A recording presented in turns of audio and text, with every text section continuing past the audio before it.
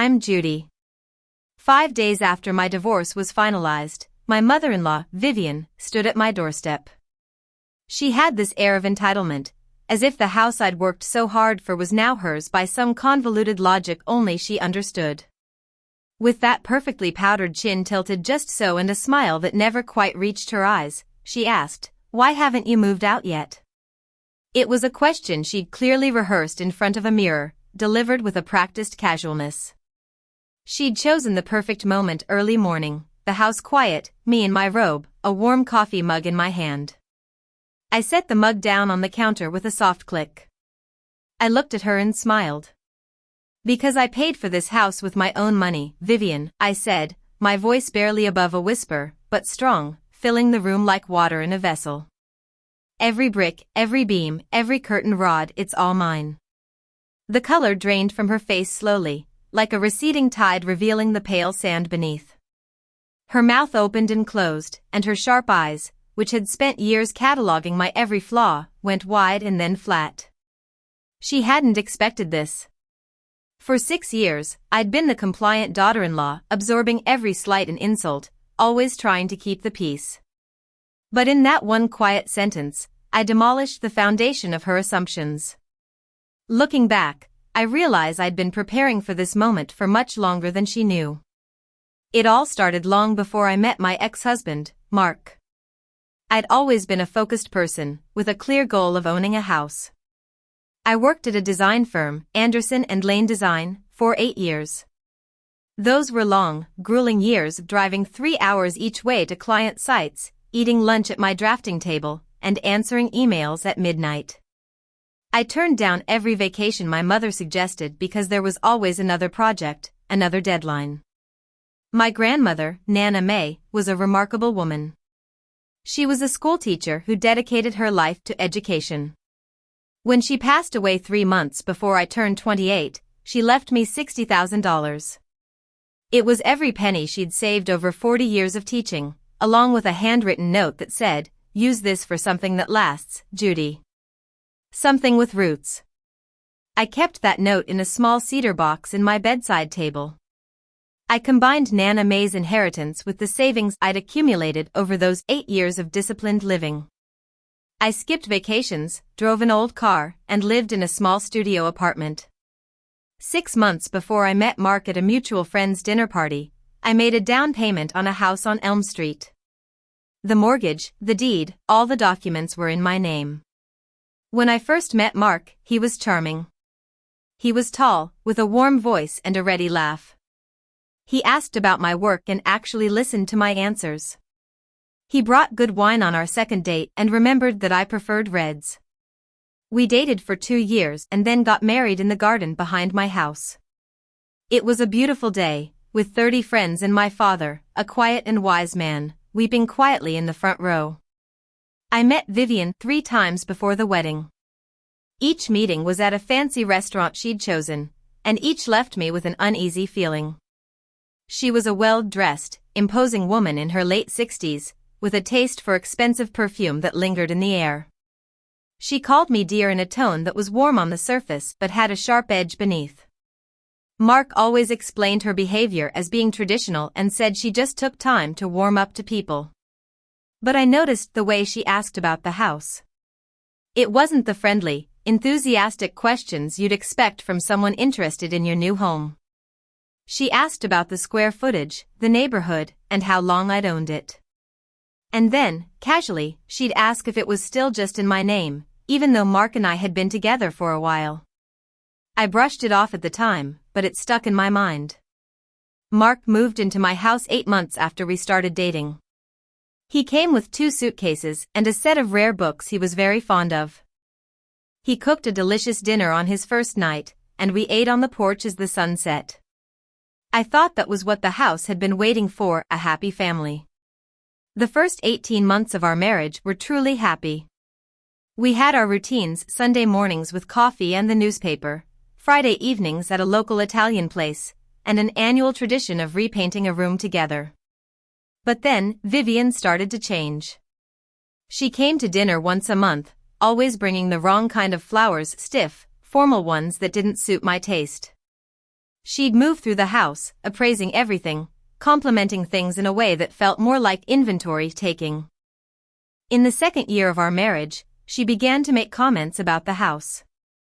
She'd ask if I'd thought about adding a second bathroom or if the roof had been inspected.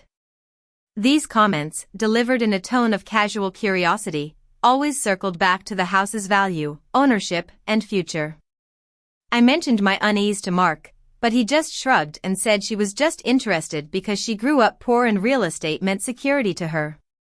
The real trouble started in the third year of our marriage. One Wednesday evening in November, Vivian showed up unannounced. I was working late at the kitchen table, with blueprints spread out and my laptop open. I heard the front door open without a knock. When I asked her how she got in, she said Mark had given her a key months ago in case of emergencies. Mark came downstairs later, and when I confronted him, I saw the look on his face, a look of someone caught between two forces. He said he meant to mention it, but it was clear something had shifted between us. 3 weeks later, I changed the front door lock.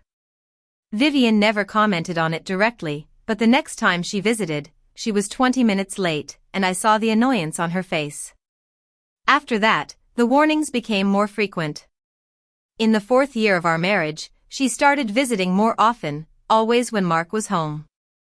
Her comments about the house became more proprietary, as if it was now Mark's and not mine. In the fifth year of our marriage, Mark and I started to argue. I was working on a major project, a community theater on the west side of the city. I was the lead designer, which meant long hours and a lot of stress. Mark found it hard to cope with my busy schedule, and Vivian took advantage of my absence. She was always there when I came home late, sitting on my sofa with a cup of tea. One Sunday afternoon in October, 6 months before the divorce, I came home from a client site. I heard voices in the study. Vivian's voice was urgent, saying, "It doesn't have to be complicated. A refinancing with both your names on the mortgage is the best way. She doesn't have to agree right away, but she has to agree to adding you to the deed. This house has appreciated, and half of that should be protected for our family." Mark's voice was quiet and unhappy, but he didn't sound shocked. It was clear they'd had this conversation before. I stood in the hallway, holding a bag of pastries, and felt the floor tilt beneath my feet. I realized it had been a plan all along. I didn't go into the study. Instead, I quietly set the bag down and went upstairs. I sat on the edge of the bed and thought about what I needed to do. I called my best friend, Lily, who was a family lawyer. She listened to everything and told me I needed to do 3 things before filing for divorce. First, I had to gather all the documents related to the house and make copies to keep outside the house. Second, I needed to hire a forensic accountant to look into our joint accounts. Third, I had to pretend I didn't know what was going on and keep up the pretense of a normal marriage. I found a fraudulent document on Mark's laptop by accident one Saturday morning in December. It was a draft agreement stating that the $60,000 down payment on the house was actually a loan from Mark's family trust, and in case of divorce, he was entitled to a 50% equity stake. Lily confirmed it was a forgery. The metadata showed it was created 8 weeks ago, even though it was dated 18 months earlier. I filed for divorce in January. Mark seemed both surprised and relieved. He moved out within a week. Vivian didn't call me for 2 months, but she called Mark constantly. I knew she was planning something. The divorce was finalized in March. Lily had prepared a solid property settlement, and the house remained in my sole ownership. Mark signed everything without contest. As I watched him sign the last page, I felt a strange mix of emotions, not victory or satisfaction, but a muted grief for the man I'd married. Now, 5 days after the divorce, Vivian was at my door, trying to take what was mine. But I was ready. I told her everything about the fraudulent document, about the forensic accountant's findings, and about my family lawyer. Her face went pale, and for the first time, I saw her at a loss. I told her I wanted nothing from her and that any attempt to contest the property would be met with criminal fraud charges. She left, and I watched her drive away. The weeks that followed were not easy, but I knew I'd done the right thing. My father came to visit in April, and we talked about everything. He told me I'd built this house, and no one could take that away from me. In May, Lily called to tell me that the settlement was complete. The house was truly mine, legally, morally, and practically. It's autumn now, and I'm sitting on my front porch, sipping my coffee. The oak trees on Elm Street are turning gold and rust, and the garden is doing its quiet autumn work. This house is more than just bricks and mortar, it's a symbol of my hard work, my grandmother's love, and my resilience. Some things have roots that no one can reach, and this house is one of them. I finish my coffee, set the mug down, and go inside to start a new day.